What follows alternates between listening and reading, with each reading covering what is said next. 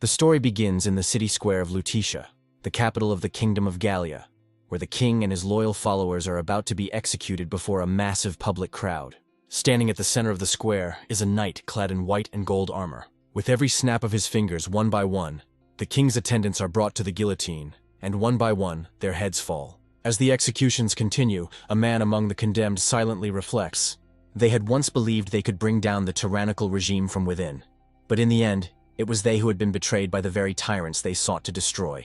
The White Knight then raised his voice to the people, calling them his brothers and sisters, proclaiming that the king and his vile minions would no longer harm anyone. "The age of oppression ends today," he declared, "and the age of liberation begins." As the king and his advisors were led up to the platform, the crowd erupted into chants, demanding the fall of the monarch, cursing him as a dog, and wishing that he and his court would burn in hell. Watching this bloodthirsty display, the same man thought bitterly that these were nothing more than idiots, a mindless mob hungry for the sight of death. Shackled and sealed by magical restraints, he realized that the people had no idea they were merely pawns in a grand deception. The true tormentors of the kingdom were the ones orchestrating this spectacle from behind the scenes. That man was Isaac Quincy, the king's first counselor. According to Isaac, the so-called Order of Liberation was a group of aristocrats who pretended to fight for the people's freedom, when in truth, they were puppets of the de Saxe family, the true tyrants who had ruled Gallia from the shadows for centuries. The de Saxes had manipulated the populace into believing that liberation was within reach, using it as an excuse to slaughter their political enemies. The White Knight continued to address the crowd, declaring that the moment they had all been waiting for had finally come, the execution of the king and his counselors. He accused the monarch and his men of not only robbing and starving their people, but also of conspiring with demons, sacrificing thousands of innocent lives in their lust for power.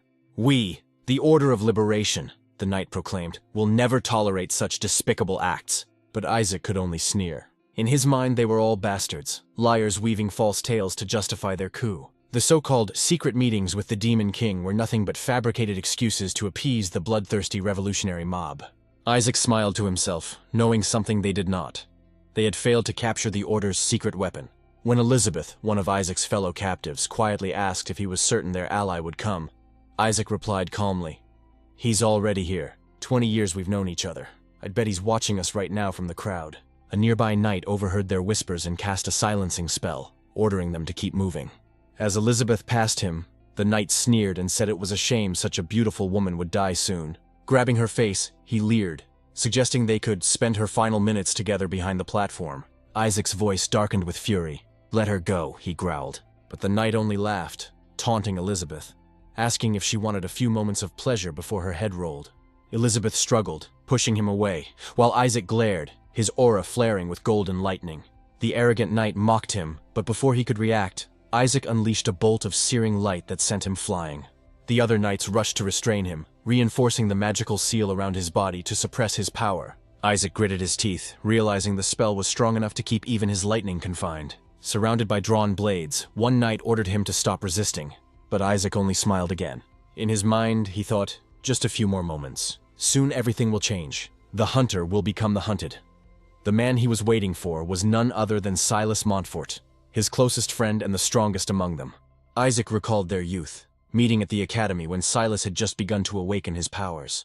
The de Saxe family had slaughtered Silas's entire bloodline, and from that shared hatred, they became brothers in arms, rising through the noble ranks together.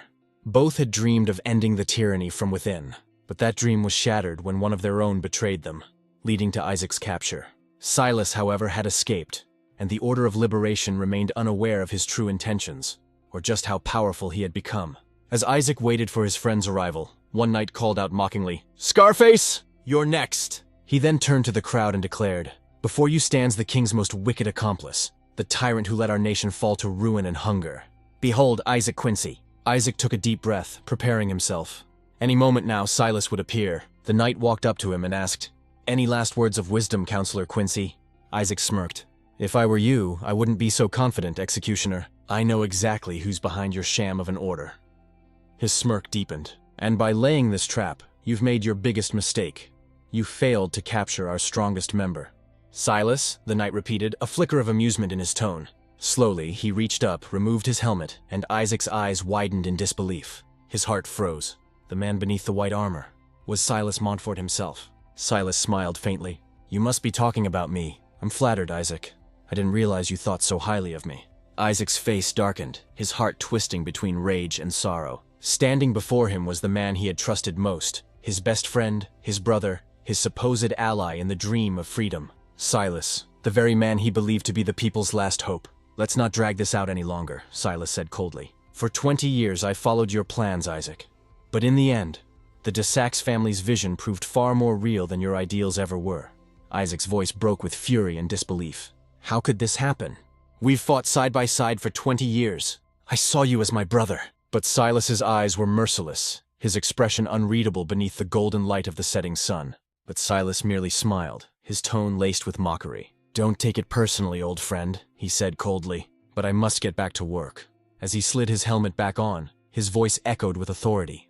Execute Isaac Quincy.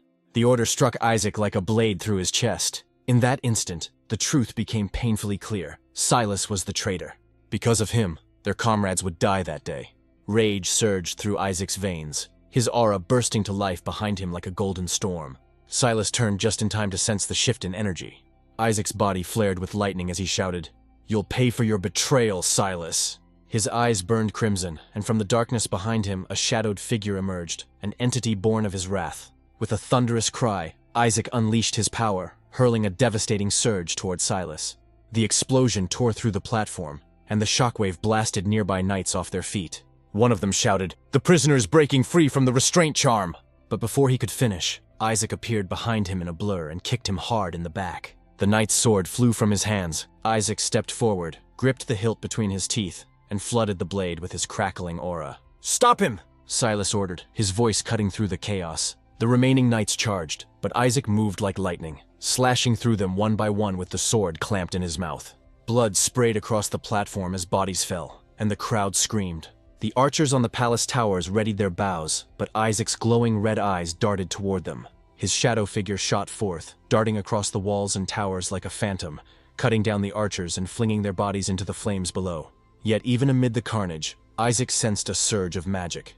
The knights were reinforcing the restraint charm on his body, surrounding him in an attempt to subdue him once and for all. Consumed by fury, Isaac glared at Silas. "I treated you like a brother!" he roared.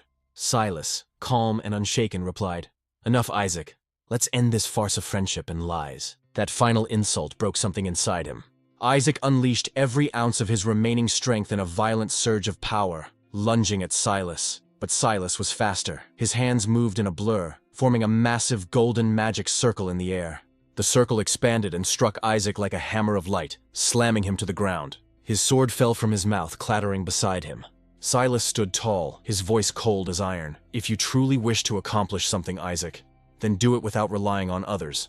Isaac gritted his teeth, realizing the golden circle was amplifying the restraint charm.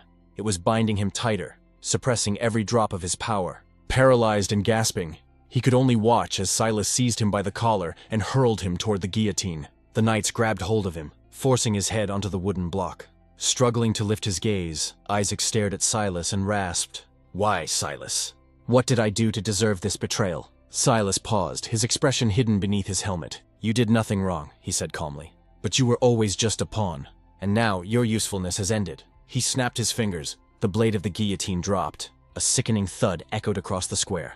Isaac's world went dark. Even as his blood spilled onto the platform, his eyes remained wide with disbelief, unable to accept that everything had ended this way. But then, his blood began to glow. A radiant crimson light enveloped his lifeless body.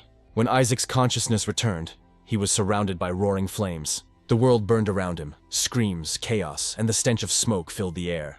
He blinked in confusion, his voice trembling. "Am I in hell?" He laughed bitterly, the sound half insane. "How ironic. I devoted my life to freeing the people from tyranny. And this is my reward? Damn it all." His laughter turned hollow as he fell to his knees, his face shadowed with despair. "I don't deserve this. I don't." Then suddenly a voice called out from the inferno. "Isaac, snap out of it! This isn't the time to lose yourself. Hide quickly!" Isaac's eyes widened. That voice, it was familiar. He looked around and realized the burning village surrounding him. He knew this place. "This is our village," he whispered. "Is this what hell wants to show me? To relive the destruction of everything I lost?" He noticed the armor of the approaching soldiers, its Eastern design unmistakable. "Count Ravel's army," he muttered. The voice shouted again. "Don't just stand there, Isaac. Move! He turned and froze. The man yelling at him was none other than Gavin, his childhood friend, dead for over 20 years. He had been killed the night Count Ravel's soldiers destroyed their home. As Gavin ran toward him, urging him to flee, his foot caught on a corpse, and he fell hard. Raising his head, his eyes widened in horror. One of Ravel's soldiers was already upon him, sword drawn. This is the fate of all who defy Count Ravel. The soldier snarled, lunging forward. Isaac reacted on instinct, diving toward a fallen shield. Grabbing it, he blocked the soldier's downward strike with a loud clang that rang through his arms. Before the soldier could recover, Isaac kicked him in the side. But the man barely flinched. Isaac frowned, his heart racing. He realized with dread. His powers were gone. The soldier smirked. "Not bad for a peasant," he sneered, drawing back his sword. "A shame you're so insolent. You could have made a fine soldier." As Isaac caught a glimpse of himself reflected in the soldier's armor, his breath caught. The scar on his face was gone, and he looked younger, far younger than before. He barely had time to process it before Gavin shouted, "Isaac! Run!" But it was too late. The soldier swung his blade down, and Isaac caught the weapon with his bare hands. The soldier's strength overwhelmed him. "You think you can stop me? I'll split you in half," he growled, pressing down harder. Isaac's mind raced. He's stronger. I can't overpower him. I need technique, not brute force. Spotting a gap in the soldier's armor, a thin seam at the neck, Isaac twisted his body, dodging the next strike. In one swift motion, he slammed his elbow into the soldier's throat. The man gagged, dropping his sword. Isaac caught it midair, his instincts roaring back to life. 20 years on the battlefield, he muttered coldly. "I haven't forgotten a thing." And with a single decisive swing, he cleaved the soldier's neck, ending the fight in one stroke. Gavin couldn't believe what he just witnessed. He immediately asked Isaac where and how he learned to perform that kind of attack. Isaac fell silent for a moment. Instead of answering, he grabbed Gavin's face and squeezed it lightly. Then with a faint smile, Isaac said, "So you really are alive?" Gavin could only laugh awkwardly, though deep inside he wondered, had Isaac gone mad? Or was he still in shock from what had happened to their village? Meanwhile, Isaac silently confirmed to himself that everything was real. He had indeed returned to a time 20 years in the past, but one great question troubled him. How did this happen? In his memories, he was clearly executed by guillotine, and felt the cold slice on his neck, so how could he be alive again? Before he could think further, Gavin grabbed his shoulder and told him they had to hurry. Their families were likely in danger. Gavin explained that Count Ravel's men were raiding and burning everything in sight. Upon hearing this, Isaac realized what day it was, the day Count Ravel's soldiers suppressed the revolt in their village. It was the very day Gavin died, the day his parents were killed. Without another word, Isaac broke into a run, telling Gavin that his parents were in danger. He didn't know how or why he returned to this day, but that no longer mattered. This time, he swore he would not let his family die. In his thoughts, Isaac told himself that before his death, he had been one of the most powerful warriors in Gallia, one of the few capable of standing against the de Sax family. But now that he had returned to his younger body, he hadn't yet awakened his power, nor enrolled in the academy. At present, he was nothing more than a simple peasant. As they ran together, a flash of golden lightning, a magic arrow, shot toward them. Isaac noticed it immediately and pulled Gavin behind a wall to avoid it. He cursed under his breath, realizing that a noble was in their village. That noble was none other than Zevald, the son of Count Ravel.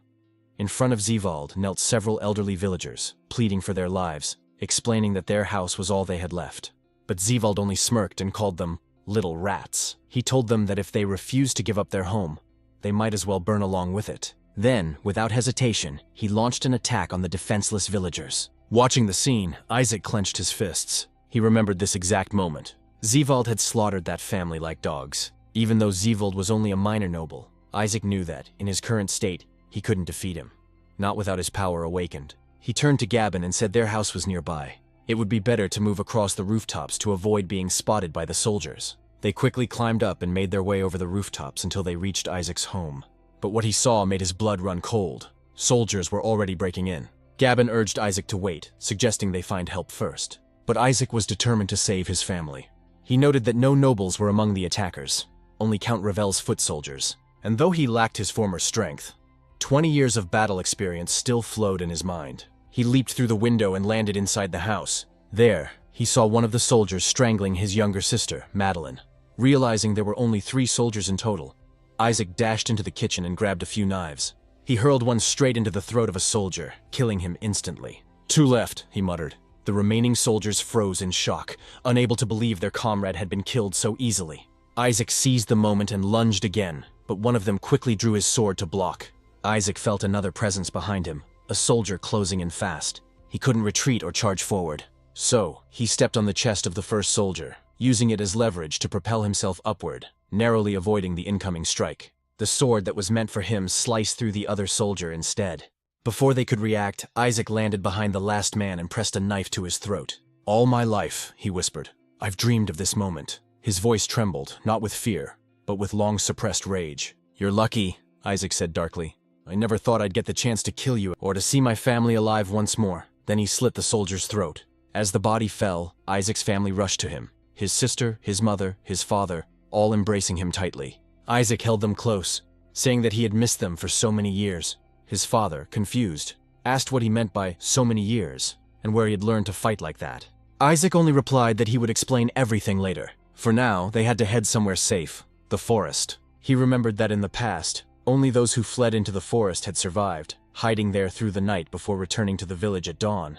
He then called out to Gabin, urging him to come with them. Smiling faintly, he reminded Gabin that his home was near the forest, so his parents were probably safe. Isaac recalled that in his past life, Gabin's parents had survived the attack, but Gabin himself had died.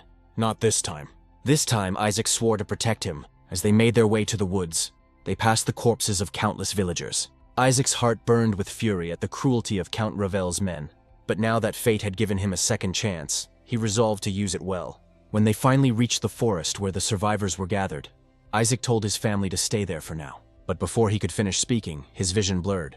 He felt his strength fading. His young body had reached its limit. As he collapsed, he thought to himself that he was losing consciousness. In his dreams, he relived the day of his execution. Silas's betrayal, the guillotine, the words that echoed in his head. "You were just a pawn, nothing more." When Isaac awoke the next morning, the sunlight filtering through the leaves, he knew without a doubt that this was real. The betrayal, his execution, everything. He had truly returned 20 years to the past. Whatever the reason, he now had the advantage, knowledge, skill, and the will to change everything. This time, he told himself, I won't fail. But before anything else, he needed to awaken his power. Suddenly, a thought struck him. He stood and searched for the guards nearby, but froze when he saw Gabin kneeling on the ground, trembling. Isaac quickly approached, asking what was wrong. His father stopped him, placing a hand on his shoulder and said softly, "Let him be for now." Then came the words that stunned Isaac to his core. The soldiers killed Gabin's parents. Isaac's eyes widened. His mind went blank. In his past life, Gabin's parents had survived this day. But now, something had changed. In Isaac's mind, he couldn't comprehend how things had turned out this way. But one thing he was certain of. In his past life, Gabin's parents had survived. He turned to his father and asked what had happened. Why Gabin's parents hadn't fled to the forest despite their home being so close to it. His father sighed deeply before answering. The reason, he said, was Count Ravel's son, Zivald. When Zivald learned that several of his soldiers had been killed, he went into a blind rage and unleashed lightning upon the entire village. Isaac cursed under his breath, realization dawning upon him. It was his fault. In saving his own family, he had inadvertently caused the death of Gabin's parents. He dropped to his knees, looking up at the sky in anguish. Who sent me back here? He wondered. Am I being punished? Did whoever brought me to this time intend for me to suffer all over again? His father placed a comforting hand on his shoulder and said, Don't blame yourself, Isaac. You're not the one at fault here. The only ones responsible for everything that happened to our village are the Ravel family. He told Isaac that Gabin had already recounted how Isaac saved his life, and that he was proud of his son for what he had done. Isaac realized his father was right. There was no point in lamenting fate. He had been given a second chance. He needed to use it to create a better future. As Isaac clenched his fists tightly, he swore to use the bitter experience he'd gained from 20 years of blood and pain to put an end to the oppressors once and for all. While Gabin continued to cry over the loss of his parents, Isaac silently vowed to make use of his advantage, his knowledge of the future, and begin his journey toward awakening his power. As long as he remained weak, he had no hope of changing anything. Right now, he couldn't even defeat an ordinary foot soldier without struggle. Isaac then made another promise to himself. This time, he would protect his younger sister, Madeline, no matter what. In his previous life, he had abandoned her. After their parents were killed, Isaac left the village in his thirst for vengeance. Madeline, left alone, fell into the hands of Alderman, the village leader. Isaac later discovered the horrifying truth. That wretched man had abused his sister again and again before selling her to Count Ravel's soldiers. Those soldiers had toyed with her and passed her around until eventually, Madeline could no longer endure the torment. She took her own life to escape that forsaken world. But this time, Isaac swore he would never let such a tragedy happen again. He walked over to his sister and wrapped his arms around her tightly. Tears welled in his eyes as he whispered to himself again and again that he would never repeat the mistakes of his past life. Suddenly, Isaac's eyes widened. A realization struck him. If Madeline was safe now, then someone else must be in danger. Without hesitation, he ran toward Gabin, repeatedly asking where his sister, Hannah, was. Confused, Gabin replied that since their parents were gone, Hannah was now under Alderman's care. At that moment, Isaac's stomach sank. By saving his own sister, he had placed Gabin's in danger instead. He cursed again and told Gabin they needed to get Hannah away from Alderman immediately, warning that the man couldn't be trusted. Gabin frowned, bewildered by Isaac's words. "What are you talking about?" "Alderman is our village leader. Why would you say that about him?" Just then, Alderman himself appeared, asking what was going on. He told Isaac to calm down, that Gabin needed peace and silence to mourn his parents. Isaac replied that he was worried about Gabin too, but deep down, he knew Alderman was a filthy scumbag hiding behind a false facade. Alderman smiled warmly at Gabin, telling him to stay strong and not to worry about his sister. He would take good care of her. Grateful, Gabin thanked him, saying he didn't know what they would have done without Alderman's help. Gabin then turned to Isaac and asked if he was all right. Isaac forced a smile, apologized, and said he just needed to rest. He turned away and walked off, knowing there was no point in arguing. No one would believe his words anyway. That night, as the moon hung high and silence enveloped the village, Isaac raced across the rooftops. In his past life, after his parents' deaths, he had gone into the mountains. After weeks of isolation and meditation, he had awakened the dormant power within him. This time, he knew exactly what to do. He could trigger his awakening in just 2 days. As he looked down at the ruined village below, he realized that Zivald's rampage had caused even greater destruction this time around. But right now, there was something else that demanded his full attention. A mouse trapped by a snake. Following the sound of muffled cries, Isaac approached a house. Inside, he heard Hannah's trembling voice shouting, "Stay back!" Alderman was using large hounds to terrorize the frightened girl, who could do nothing but cry and beg. The man grabbed her wrist, smirking cruelly. "Relax," he said. "You might as well enjoy this. No one's coming to save you." But before Alderman could go any further, a cold voice cut through the air. "Even in this life," Isaac said from the doorway, "you're still the same disgusting vermin you've always been." Alderman turned in shock, eyes widening as he recognized the intruder. "Isaac!" he spat. "What are you doing in my house? Do you have a death wish?" He barked an order and his dogs charged at Isaac. With lightning reflexes, Isaac ran toward the door, thinking quickly. He had to draw them away from Hannah. As the dogs lunged, he sidestepped, letting them rush past and out through the open door. The moment they were outside, Isaac slammed it shut, trapping them out. Alderman's expression darkened. Gripping the handle of his axe, he snarled, "You've got guts, boy! But soon enough this axe will be buried in your skull. And since you're about to die anyway, let me share one of my little secrets." Resting the weapon on his shoulder, Alderman grinned wickedly. "I was the one who asked Count Ravel's men to kill your parents. That way, your sister would end up under my care. But since your parents are still alive, I guess I'll just have to finish the job myself." He threw back his head and laughed. Isaac's expression grew cold and sharp. "Are you done talking?" he asked. "I've known for a long time that you were connected to Count Ravel. You helped him plan the raid on our village, didn't you? In exchange, he promised you a noble title." Alderman froze, his confidence cracking. How do you know that? Who told you?" Isaac smirked. "You did. Right before I gutted you in my previous life." He drew his blade, his voice turning venomous. "Believe it or not, I've already killed you once, and I can't wait to do it again." Isaac charged. But before he could close the distance, Alderman swung his axe with surprising speed. Isaac barely dodged the blow and realized how fast the man was, especially for his size. Still, he could read his movements. Isaac shifted behind Alderman and slashed at his leg, drawing blood. Alderman stammered, staggering back. He swung his axe again, shouting that Isaac had just gotten lucky, but Isaac dodged effortlessly. "You shouldn't sound so sure," he said, striking again from behind. Sweat began to drip from Alderman's brow. "Who taught you to fight like this?" he demanded. Isaac's voice was cold and steady. "That doesn't matter. What you should be thinking about is how I'm going to tear you apart." He lunged forward, his movements sharp and fluid. "This will be over quickly." But Alderman laughed. "You seem to have forgotten, boy," he growled. "Between the two of us, I'm the true master here." As he finished speaking, a surge of energy erupted from him. His body crackled with electricity. Isaac barely had time to react before lightning shot forth, striking him in the chest and hurling him into a wall. Pain seared through his body. In his past life, Alderman had never displayed such power. Isaac had easily killed him back then, but that was when Isaac was already strong. Now, without his awakened abilities, he was vulnerable. Alderman burst out laughing, his voice filled with arrogance. "Oh, Isaac," he sneered. "You really don't know anything, do you? Count Rall didn't promise me a noble title. He gave me something far greater. He helped me awaken my hidden power. Isaac told us that nobles are nothing but tyrants who exploit the people for their own gain. Their oppression stems from their mastery of a powerful ability, the control of electricity. By generating and channeling electrical currents, nobles can enhance their speed, form protective barriers, and even turn their enemies to ash. This power, as they claim, was granted to them by God himself, who entrusted the noble houses with the duty of protecting humanity from the demonic hordes that rise from the southern lands. But according to Isaac, that's only the story the arrogant noble bastards want everyone to believe. The truth is, anyone can obtain this power. All it takes is the so-called waking pill. It's a secret drug developed by the nobles themselves, capable of granting anyone who consumes it the ability to manipulate electricity. Alderman admitted that this pill was unknown to the general population, a secret carefully guarded by the nobility. After taking it himself, he awakened to his own power and proudly declared that Count Rall hadn't lied to him.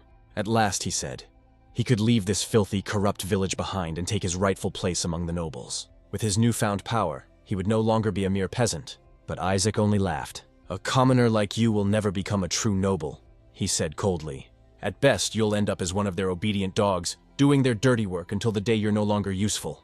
Alderman's face twisted with fury. "You talk too much for someone who's about to die," he snarled, unleashing another strike of lightning toward Isaac. The attack crackled through the air, but Isaac swiftly dodged it. He realized then that Alderman's power was still unstable, newly awakened and far from fully controlled. Isaac smirked. That weakness would be his advantage. However, he also knew that if one of those lightning strikes hit him, it would be the end. He needed a plan, and fast. His eyes darted across the room until they landed on a coiled copper wire near the wall. Copper, an excellent conductor of electricity. An idea sparked in his mind. Meanwhile, Alderman continued his relentless assault, laughing as he declared that sooner or later, Isaac would fall before him. Isaac grabbed the coil of wire. The plan was dangerous, but it could work. He only had one shot. He had to keep his distance and set the trap. Quickly, he wrapped the copper wire around a broken cabinet, then stretched it across the room, looping it through weapons mounted on the wall, the metal door handle, and the hanging chains on the ceiling. Everything's ready, Isaac thought. Now all that's left is for him to strike with all he's got. Hiding the wire behind his back, Isaac gave Alderman a mocking smile. "What's wrong? Can't even hit a peasant like me? And you call yourself a noble?" Alderman's face turned crimson with rage. "You dare insult me?" he roared. "If you think you can trick me with your pathetic schemes, you're dead wrong." He raised his arm, lightning surging violently. "This ends now." As the thunderous bolt shot forward, Isaac braced himself and released the copper wire. The electricity struck the coiled metal, spreading instantly throughout the network of wires he'd laid out. Sparks exploded across the room. "It's working," Isaac thought, his heart pounding as he dashed toward Alderman. The copper wires hummed with power, Alderman's own electricity surging through them. Alderman's eyes widened in shock as Isaac suddenly appeared behind him. Every movement, every dodge Isaac had made earlier, had been part of the setup, laying the trap with each evasive step. Now the entire room was alive with lethal current. "This is where it ends," Isaac said. With a fierce kick to Alderman's gut, he sent him flying backward into the web of copper wires. Alderman screamed as the electricity coursed through his body, convulsing violently. His hair burned, his skin charred, until he finally collapsed to the ground, twitching and smoking. How did you do this?" Alderman gasped, his voice weak and broken. Isaac stared down at him, panting, his expression cold. He hadn't expected Alderman to still be alive. "You actually survived that? Impressive," he muttered. Picking up a blade from the floor, Isaac slowly approached. "Wait!" Alderman stammered. "We can talk about this. I can speak to Count Rall. I can even make you a noble too." Isaac's eyes darkened. "You still dare to beg after what you did to my sister? What are you talking about?" "I didn't do anything to Madeline," Alderman protested desperately. Isaac's steps grew heavier as he neared him. "In this life, or the next, every time our paths cross, I'll make sure to end your miserable existence," he said in a low, chilling voice. With one swift strike, Isaac finished him off. Then, turning toward the unconscious Hannah, he carefully lifted her into his arms. Moments later, the girl stirred weakly, her voice trembling. Isaac smiled faintly. "It's all right. You're safe now. I'll take you to Gabon." But as soon as he kicked the door open, the guard dogs outside began barking furiously, their snarls echoing through the night. They growled at Isaac, baring their teeth. However, when Isaac glared back at them with cold, piercing eyes, their aggression instantly vanished. The fierce dogs whimpered, lowering their heads in submission. Isaac smirked. "Good dogs," he muttered before walking away into the night. Back at Isaac's home, his father reassured Gavin, "Don't worry. Isaac will return soon, I'm sure of it." Just then, a knock came at the door. Gavin rushed to open it, only to see Isaac standing there, holding his unconscious sister. "Hannah!" he cried, his voice breaking. "What happened?" "Alderman," Isaac said darkly. "That snake helped the Eastern faction plan the attack on our village. He also tried to—" Isaac's voice faltered, his jaw tightening. "Shh. He tried to violate your sister." Gavin's eyes widened in horror. "What? Are you sure he didn't follow you?" "He won't be hurting anyone ever again," Isaac replied firmly. "It's over." He set Hannah down gently. "Listen to me carefully. I can't explain everything right now, but while I'm gone, you must all stay here in the village. For the moment, this is the safest place to be. I'll return in a few days." His father nodded solemnly. "You've saved us, Isaac. Whatever your plan is, we'll help however we can." "We can't let Count Ravel's tyranny continue any longer." Isaac clasped his father's hand and smiled faintly. "You can count on me. I'm proud of you, my son," his father said, smiling warmly. That night, Isaac set out once more, this time toward the mountains. As he climbed higher, the wind howled fiercely and his thoughts turned inward. "Almost there," he whispered. "Just a little further." He remembered the same mountain from his past life, how he had fled here after his parents' death, lost in grief and rage. For weeks he had wandered the countryside, half mad with despair, until he found himself at the summit beneath a towering old tree. Exhausted, he had collapsed there to rest, and that was when it happened. A blinding bolt of lightning struck him down. He recalled that the same tree was often hit by lightning. It was practically a natural lightning rod. Now, standing before it once again, Isaac looked up at the storm brewing overhead. The wind roared, thunder rumbled in the distance. "A storm is coming," he murmured. "This time, I'll awaken my power on my own terms." According to Isaac, the noble's so-called God-given power has nothing divine about it at all, because every human being possesses the potential to wield electricity. It's simply a matter of unlocking it. There's a specific region in the human brain that, when activated, allows a person to control electricity as naturally as moving a muscle. To awaken this dormant ability, the nobles developed the awakening pills, ensuring a constant lineage of powerful wielders from generation to generation. But it wasn't always that way. The first people to discover this power weren't chosen or blessed. They were struck by lightning.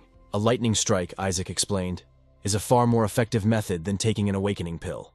It unlocks vastly greater potential, but of course, it's extremely dangerous. Almost everyone who attempts it dies in the process. That's what pushed the nobles to study the phenomenon and create the safer, weaker alternative, the awakening pills. In his past life, Isaac had been accidentally struck by lightning and survived. As he watched the storm approaching now, he realized he only needed to wait for the right moment. He was certain the next bolt would strike him. When thunder roared across the heavens, Isaac looked up and whispered, "This is it. The lightning I've been waiting for." As the bolt descended, he shouted, "Vengeance will be mine!" But the lightning never hit him. Cursing under his breath, Isaac clenched his fists in frustration. He knew he wouldn't get another chance. The storm was already moving toward the cliffs. Without hesitation, he climbed down from the tree and tied a rope securely around his waist. If he had to jump, he would. He just prayed the rope wouldn't snap. Sprinting toward the cliffside, Isaac shouted at the sky, "Are you testing me? Do you doubt how far I'll go for revenge?" Without another thought, he leapt. As he fell, a deafening crack split the air, and a blinding bolt of lightning struck him squarely. His scream echoed across the mountains as unbearable pain tore through his body. His vision blurred and his eyes began to glow with a fierce crimson light. Then everything went dark. A few moments later, a red lightning bolt exploded upward from the abyss. The ground trembled, and from within the blinding storm of energy, Isaac rose, eyes burning red with power. "Vengeance will be mine," he said, his voice calm but seething with fury. Climbing back up, Isaac laughed with exhilaration. His power had returned at last. In his previous life, it had taken him years to master the use of electricity, because awakening was only the beginning. But now, with 20 years of experience behind him, he knew exactly how to control it. To test his strength, he raised his hand and unleashed a powerful blast. A massive boulder in front of him split cleanly in half. "Not bad," he muttered, smirking. Then, with another motion, he crushed the remaining fragments into dust. Next, he decided to test his speed. Channeling electricity through his legs, Isaac dashed down the slope like a flash of lightning. About 100 meters per second, he estimated. Acceptable for now.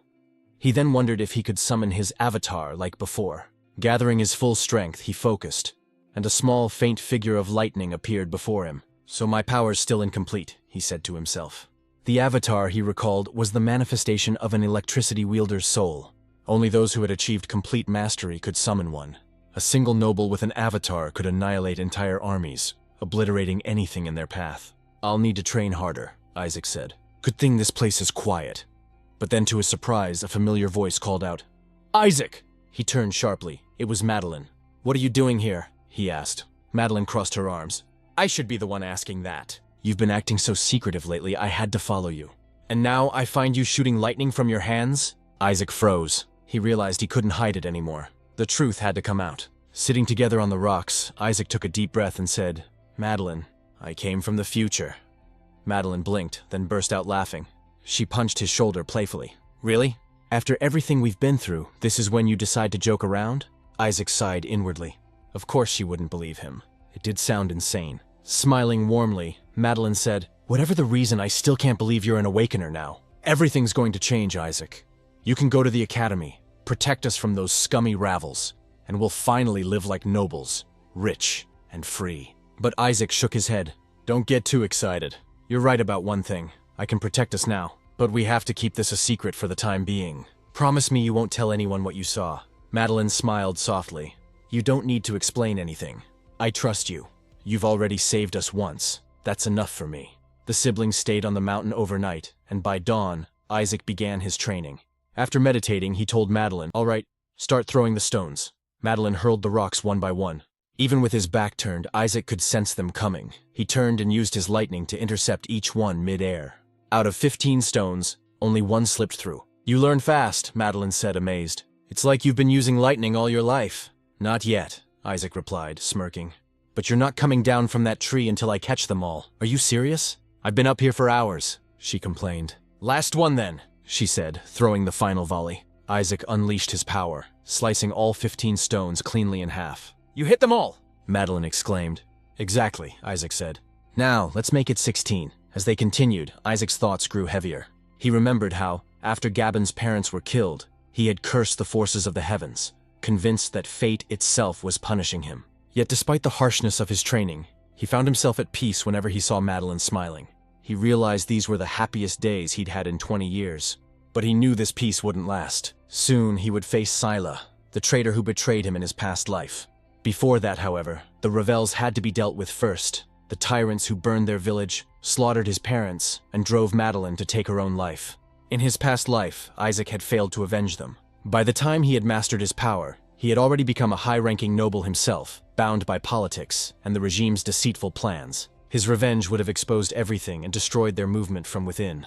Useless, Isaac muttered bitterly. All of it was useless. But this time things would be different. This time, he would stop at nothing to make them pay. As night fell over the Rall Palace in the eastern province of the Kingdom of Gallia, Isaac moved swiftly through the shadows, scaling the high walls and slipping past the guards with the silent precision of a predator. Once inside, he made his way toward one of the palace towers, immediately noting the heavy security surrounding the area. But to someone like Isaac, who could move as fast as lightning itself, the guards were nothing more than statues. In the blink of an eye, he was already darting from one corner of the palace to another, completely unseen, completely unstoppable. When he reached the palace kitchen, he overheard the head chef barking orders. "Hurry up and bring the food to the Ravels before it gets cold." "You all know they hate waiting," the old chef added. "If they're displeased, we'll be the ones struck by their lightning instead of serving it." Isaac smirked to himself. Perfect timing. Dinner was about to begin, and he only needed a suitable diversion. Slipping away, he climbed up one of the palace towers and soon overheard a group of guards talking nearby. "I'm bored out of my mind," one grumbled. "Alderman promised he'd send us some girls, but I haven't seen any," another scoffed. "The old man probably lied to us again." Then one of them hesitated. "Didn't you hear? Alderman's dead." The others froze in shock. "Dead? What about the girls he promised?" Isaac's eyes darkened. So these are the bastards who plan to violate Madeline and Hannah. Rage surged through him. "Monsters like you deserve to die," he whispered. He ripped the stone head off a nearby gargoyle and dropped it from the wall. The guards looked up just in time to see it crash down, instantly crushing one of their comrades. Panic erupted. "What the hell was that? Looks like one of the gargoyle heads came loose." Another shouted. "Damn it, this castle's falling apart." "Is he dead?" "Yeah, he's gone," confirmed a blonde-haired guard. "Let's call for the others to clean up." As they hurried off, Isaac slipped away unnoticed. His distraction had worked, but as he navigated the labyrinthine corridors, he realized the Rall castle was like a maze. Rooms stacked upon rooms, towers upon towers. He needed a vantage point. Gathering his lightning around him, he shot upward, scaling walls and stairways until he reached the top of one of the tallest towers. From there, his sharp gaze fell upon a lavish chamber, Count Ravel's quarters. "Found you," he murmured. He descended swiftly, moving through a dim, narrow hallway. Start from the top, finish at the bottom, he thought. When he reached the guarded door, he knew instantly. It was the Count's room. Lightning flared around his hand. "Time to make you pay for everything you've done," he whispered. The guards barely had time to react before he was on them. In a flash of blinding light, Isaac grabbed their heads and electrocuted them where they stood.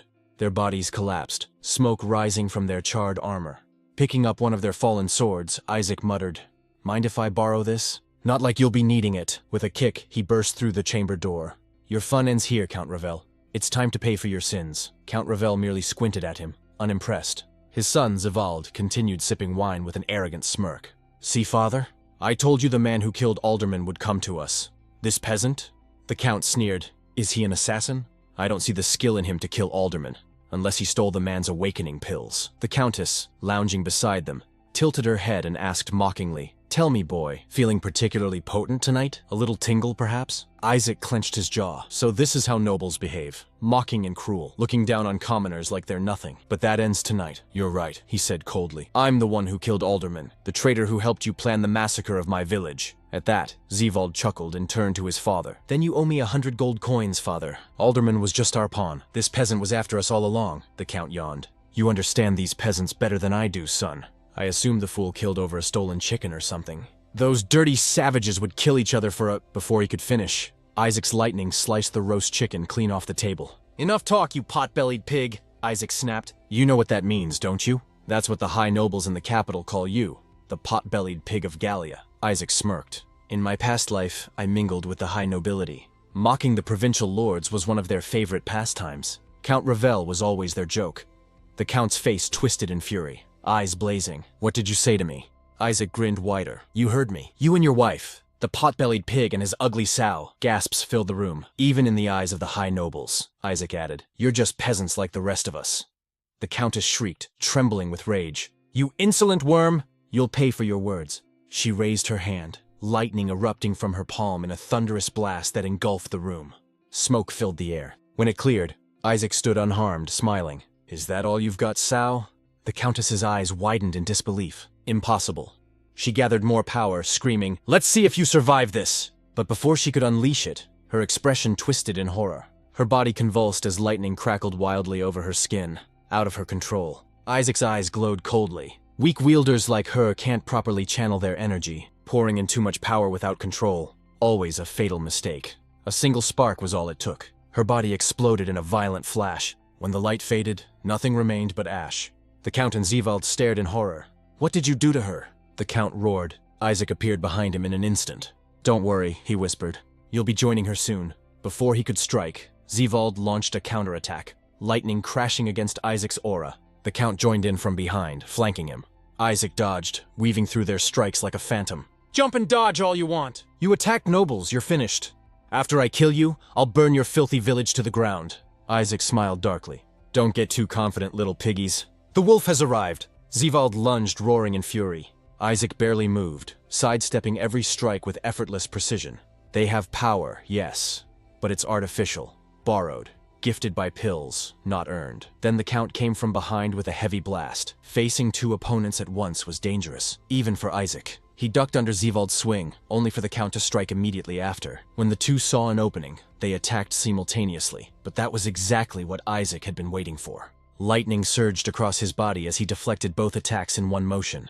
In the next instant, he kicked Count Ravel hard in the gut, sending him crashing into the wall. Grabbing Zivald by the wrist, Isaac's voice turned cold. "You've tormented my village long enough, calling yourself God's chosen. Now wash away your sins, with your blood." Zivald screamed as lightning enveloped him, burning him alive from the inside out. The Count's rage exploded. "You insolent beast," he shouted, channeling his full power into a final desperate attack. But when the smoke cleared, Isaac still stood tall, unfazed. The Count's eyes filled with despair. Who are you?" he stammered. Isaac stepped closer, his voice calm yet deadly. "Just a simple peasant. A nobody who suffered under your cruelty all his life. A peasant who finally decided enough is enough. A peasant who will bring an end to the Rall tyranny. Trembling, the Count whispered, "You were struck by true lightning, weren't you?" Isaac said nothing. As the Count fell to his knees, tears streamed down his face. "You've taken everything from me," he rasped. Isaac tilted his head. "Not quite. I'm only here to clean up the filth of this world, the pigs that plague our society." "You're mad!" the Count spat. "You'll never live long enough to see the sunrise. The other nobles will hunt you down. You've signed your own death warrant." Isaac ignored him, his eyes fixed on the pendant hanging from the Count's neck, a crimson gem shaped like a blood droplet, the symbol of nobility. He tore it off. "This?" he said, holding it up. "You think this cheap trinket frightens me? Give it back!" the Count screamed. "That pendant, the blood droplet, is the mark of nobility. You filthy peasant are unworthy to even touch it. When I die, the nobles will track you down." Isaac's eyes gleamed with cold fury. "Don't be so sure," he said softly, "because this time, I'll be the one doing the hunting." In one swift motion, he struck. A surge of lightning flashed, and Count Rall was no more. Meanwhile, within the palace of the Ravels, Isaac moved swiftly through the dim corridors. His mind focused on one thing: the Arcanite, the most precious ore in the world. Arcanite was coveted by nobles for its ability to amplify electric power, and was essential in the crafting of noble crests. Due to its rarity and immense cost, only the wealthiest nobles from the capital could afford even small quantities of it. Isaac recalled, however, how Count Rall had once boasted that his lands were rich with Arcanite veins. That memory made Isaac suspect that the Count must have hidden a significant amount somewhere within the palace. Upon reaching the Count's private chamber, Isaac quickly searched the room, pulling open drawers and cabinets, until his eyes fell upon an ornate box resting atop a gilded shelf. Inside it gleamed a single shard of Arcanite. For a moment, Isaac's eyes lit up, but his excitement soon faded. The shard was small, barely the size of a coin.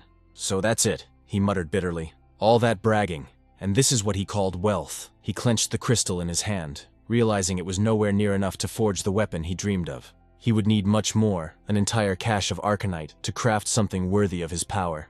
When morning came, the rising sun bathed the eastern province in golden light. Standing atop a ridge overlooking the village, Isaac thought to himself that with the Ravels gone, his people finally had nothing to fear. The nobles would be too preoccupied with the chaos he had sown in the capital to bother with a remote province like this. For the first time in years, his family would be safe. As he walked down the hill toward home, he couldn't help but smile, imagining the astonishment on their faces when they saw that he had awakened his power. In his previous life, his awakening had been an accident. He had been struck by lightning while descending the mountain, barely managing to crawl back to the village before collapsing. At the time, he thought he was simply lucky to be alive. But when he raised his hand and a spark of lightning danced between his fingers, the villagers had erupted into cheers. To them, Isaac's awakening meant hope, a chance for their community to rise above servitude.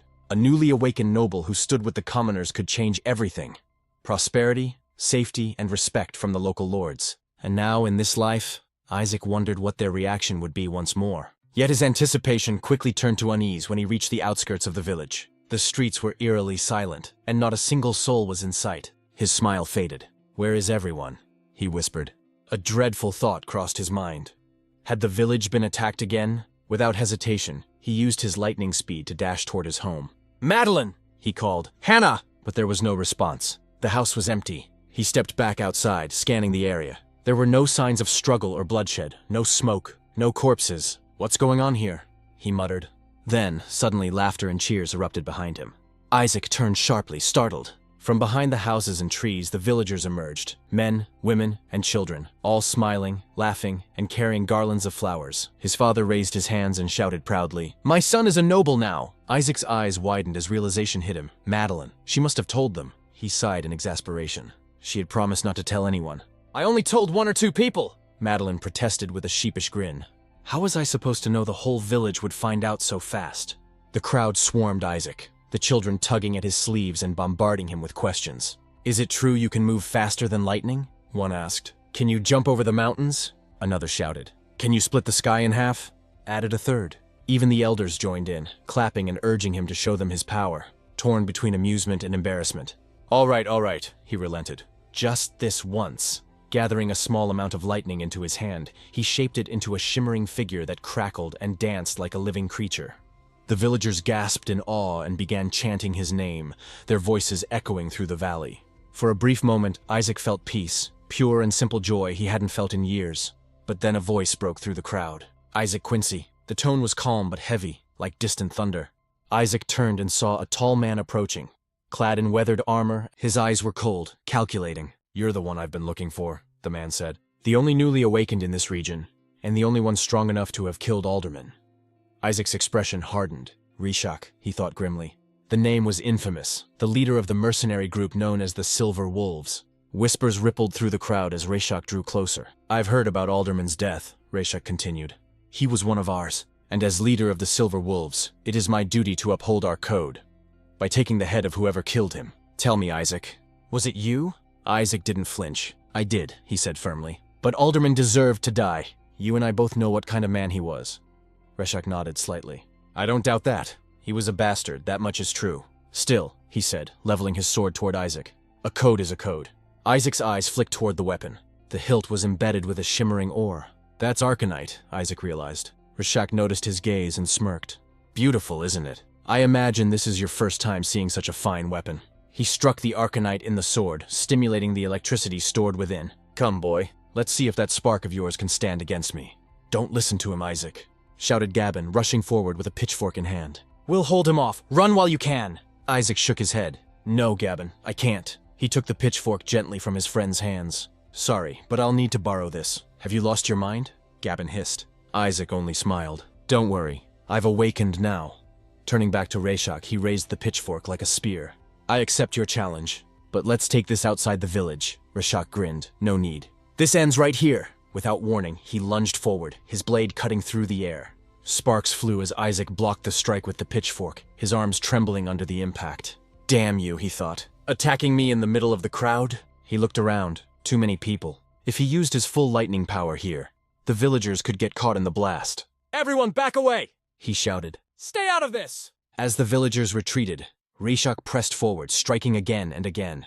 "Tell me," he said with a smirk, "have you already mastered your power despite awakening so recently? You're holding back, aren't you? Afraid your lightning might hurt them?" Isaac gritted his teeth. The man was clever, too clever. He'd fought nobles before, that much was clear. The two clashed again, sparks dancing with every blow. Isaac parried another swing and spun away, lightning coursing through his arms. "Let's see you dodge this," he muttered.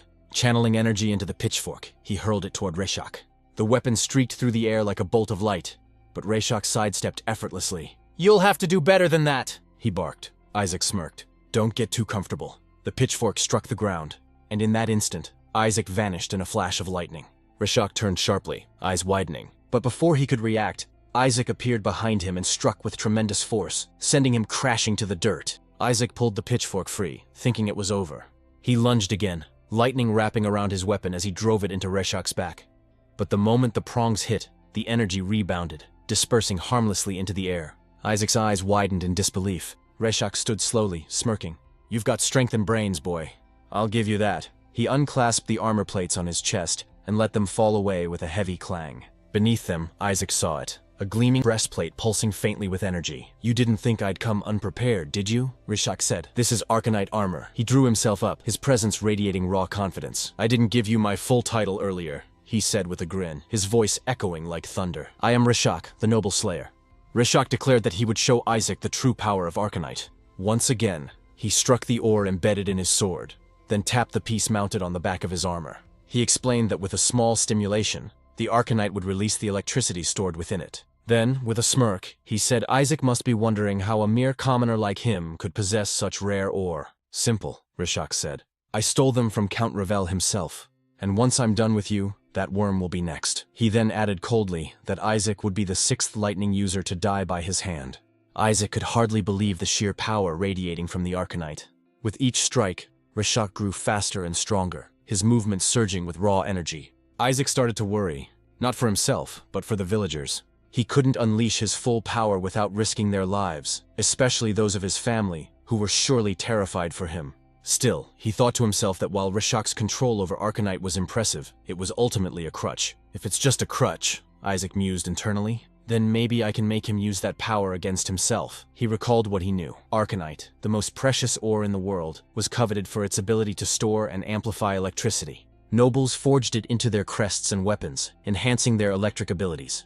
But those without the gift of electricity avoided using it, because the ore was dangerously volatile. Once its capacity was exceeded, it could overload, with explosive results for anyone unable to channel its energy properly. Isaac concluded that Rishak's Arcanite probably held only a meager charge, nowhere near enough to sustain prolonged combat. Rishak's eyes gleamed with crackling light as he sneered. "Not bad for someone who just awakened," he said, lunging forward. "You've lasted longer than Count Ravel's vassal at least." Between attacks, he asked if Isaac had ever heard of Baron Delisle. Without waiting for an answer, Rishak growled, "I killed that bastard myself. He murdered my entire family." Isaac barely managed to evade another strike as Rishak continued his relentless assault, and he realized he needed to find a way to overload the Arcanite before it was too late. "I swore on my dead child's body," Rishak snarled, "that I would purge this world of nobles, and since you've awakened, you're one of them." His voice echoed like thunder as he swung his blade with furious strength. "You can't run, Isaac! I'll split you in half!" But Isaac saw it, the opening he'd been waiting for. If he could just withstand the next strike, he might have a chance to end it. Rishak laughed wildly, his voice filled with cruel delight. "At least you fight back. Not like that cowardly Baron. But this is where you die." As the sword came dangerously close to Isaac's face, Isaac suddenly caught Rishak's arm with his bare hand. "What's this?" Rishak barked. "You're just going to stand there and take my attack? Foolish move, boy. You should have dodged." But Isaac only smiled. "This is where our fight ends," he said calmly. "You may be stronger, but I know more than you ever will." His eyes glowed faintly as he continued. "Haven't you noticed? I've been charging your Arcanite with my electricity this whole time." Before Rishak could react, Isaac unleashed all the power he had built up. The Arcanite in Rishak's sword and armor pulsed violently before detonating with a deafening crack. The blast sent Rishak crashing to the ground, his weapon dropped, and his armor sparking with unstable energy. Isaac stared down at him, panting. Just as he suspected, the overload was too much for Rishak to handle. It took years of training to withstand that level of voltage, and Rishak had none of it. Moments later, Isaac's family rushed to his side, asking if he was hurt. He smiled faintly and assured them he was fine. Meanwhile, still on his knees, "How did you beat me?" he muttered. "I just turned your weapon's power against you," Isaac replied. "You were undone by your own strength." Rishak gave a bitter laugh. "I suppose it's fitting that I'd fall to a noble. I have no regrets dying by your hand. So finish it, boy. Give me an honorable death." But Isaac shook his head. "No, I have no intention of killing you." Rishak scowled, confused. "What are you saying? You deny me an honorable end? That's against the mercenary code." Isaac's expression softened, and a faint grin appeared on his lips. "I'm not a mercenary," he said. "I follow a different code, the code of the Protectors. And according to that code, once an opponent is vanquished, he becomes the victor's vassal." He pointed toward Rishak. "You're the leader of the Silver Wolves and the so-called Noble Slayer. That means you now serve me. From this day on, you will protect this village, my home." "Protect your village?" Rishak asked, bewildered. "Yes," Isaac said firmly. "We share the same goal, to end the tyranny of the nobles. You know the ways of battle better than anyone. So, I'm ordering you and the Silver Wolves to guard my family and this village while I journey to the capital to send those noble bastards to hell." For a moment, silence hung between them. Then Rishak smiled faintly, lowering his head. "Very well, you have my word. As long as I breathe, no one will harm anyone from this village." Isaac nodded, then added, "One more thing, I need your sword. The Arcanite embedded in it will be useful to me." A few days later, Isaac was at his forge, reshaping the Arcanite into a new weapon. He told himself that by curving the blade, he could enhance its ability to conduct electricity. When he finally held the completed sword, he admired its sleek shape and faint hum of power. "In 10 years, he said quietly, "curved swords like this will be common among the nobles. Until then, I'll have the edge." He wrapped the weapon carefully and slung it across his back. After saying farewell to his family and the villagers, assured that Rishak would keep his word, Isaac prepared to leave. Madeline promised to help him train when he returned, while Gavin shouted that he shouldn't forget them once he became a city boy. Isaac smiled and said he'd be back soon. As he walked away from the village, he thought about the long journey ahead. This time, he would enroll in the academy again. But unlike in his past life, he had already mastered his power, and it would be there, at the academy, that he would once again meet his comrades, including Silas, his closest friend that betrayed him.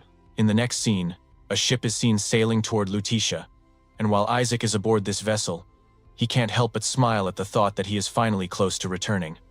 Isaac is already planning that once he reaches the harbor, he will immediately present himself to the authorities, since all newly awakened individuals are required to report their awakening before they are allowed to enroll in the academy. And once they enter the academy, they will join the young nobles from the great aristocratic families. Most newly awakened individuals fail to realize that their power is not a divine gift, but merely a fluke. And because the awakening process is traumatic, many of them don't even remember being struck by lightning. So when they wake up, they simply assume they are among those chosen by the gods to receive power. Meanwhile, as Isaac continues his voyage, he decides to use the travel time to practice until a crew member calls the passengers and announces that dinner is ready. While Isaac is walking, he thinks he will finally enjoy a quiet and peaceful journey, but behind him is a cloaked figure, clearly struggling with severe seasickness. When the cloaked person accidentally bumps into him, Isaac immediately notices something is wrong, so he calls out, "Miss," and offers help. The cloaked figure quickly accepts, saying her brother is always kind, causing Isaac's eyes to widen in shock when the hood falls back and he realizes it is Madeline. He immediately asks what she is doing on the ship. Madeline explains that she is also heading to the capital, but Isaac firmly tells her that once they arrive, she must go straight back to their village. Madeline sighs and says Isaac needs to listen to her, then adds that whether he likes it or not, she is coming with him. She tells him she refuses to stay in the village her entire life and wants to see the world beyond it. But Isaac sternly calls her dream foolish, shocking Madeline. She then demands to know how Isaac suddenly became a master swordsman in a single day, and how he learned to control electricity so quickly. She accuses him of becoming selfish, insisting he is hiding something from her. Isaac repeats what he said back in the mountains, that he came from the future, but Madeline snaps, telling him to stop bringing up that nonsense. She says it's far more believable that he fell off a horse and landed head first, and that such an explanation makes more sense for his sudden change in personality and all the strange things that have happened recently. Isaac tells her he can hear everything she's saying. He also explains that Lutetia is dangerous, and their parents would never allow her to travel there. But Madeline pulls out a letter and tells him he must read it. When Isaac opens the letter, he realizes it is from their mother. According to the message, their parents know the responsibility they are asking of him is difficult, but they hope Isaac will watch over Madeline once they reach the capital, because it has always been her dream since childhood to go there. As Isaac continues reading, Madeline cheerfully declares that there is nothing he can do now but take her with him. She then urges him to hurry to the dining hall because she refuses to run out of food, while Isaac simply scratches his head and wonders if he really is cursed. While they eat aboard the ship, Isaac reflects that Madeline has always known what she wanted in life. This time, Alderman will no longer be able to hurt her. And since she wishes to see the capital, Isaac vows to protect her. Suddenly, soldiers enter the dining hall. After gathering everyone's attention, they announce that they are searching for a noble killer. Isaac stiffens when one of the soldiers holds up a pouch of gold coins and declares they are hunting the man who murdered Count Ravel, promising 10 gold pieces to anyone who can provide information. Madeline becomes visibly anxious, knowing Isaac is responsible for the Count's death. A soldier approaches them and asks why they are going to the capital, even questioning whether they are running from something. Isaac quickly answers that they are not. He is traveling with his wife for their honeymoon. Madeline is stunned by the answer, but the soldier notices their nervousness and says the Count was killed by a man capable of controlling lightning, then asks if Isaac is a newly awakened. Before Isaac can respond, the sky suddenly darkens and the entire ship trembles. Passengers begin to panic as they rush outside to see what is happening, only to witness a massive rorqual rising from the sea. One of the ship's crew aims a harpoon at it, but Isaac warns him to watch out for its tail. His warning comes too late. The rorqual's tail slams into the crew member and destroys the harpoon. Seeing that the ship has lost its only weapon, the soldiers shout that if they don't act now, they will all die.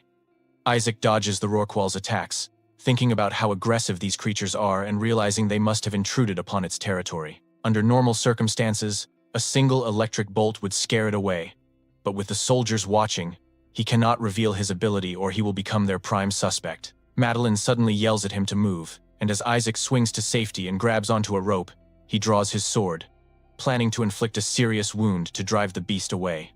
He launches a powerful strike at its head, but the rorqual's hide is far tougher than he expected. The creature thrashes and flings him through the air. Madeline rushes to his side, asking if he is all right, but Isaac's attention shifts when he sees the soldiers fleeing in the ship's only life raft. They are urging one of their own to hurry, explaining that once a rorqual begins attacking, it will not stop until its target is completely destroyed.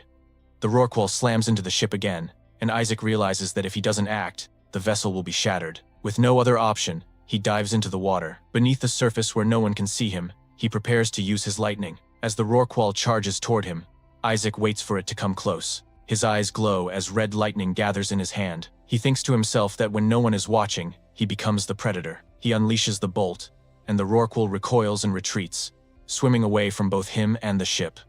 As Isaac rises back to the surface, He thinks about how prideful rorquals are. Certainly it will now look for another target. Meanwhile, the soldiers in the raft paddle desperately, only to turn pale when they realize the rorqual is chasing them. It strikes their boat, sending it flying before tearing it apart. Madeline throws a rope to Isaac and helps him climb aboard. Once on deck, Isaac notes that the vessel is still mostly intact and can continue toward the capital.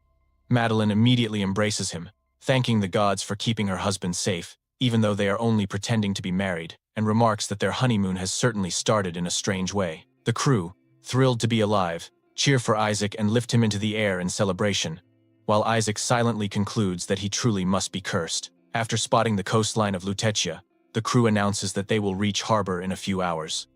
In Isaac's mind, a single vow echoes, "Nobles of Lutetia, I'm coming for you, and this time, it'll be your heads that roll." If you enjoyed this chapter and want to see what happens next, make sure to hit that like button, subscribe, and turn on the notification bell so you won't miss our next update in this epic story.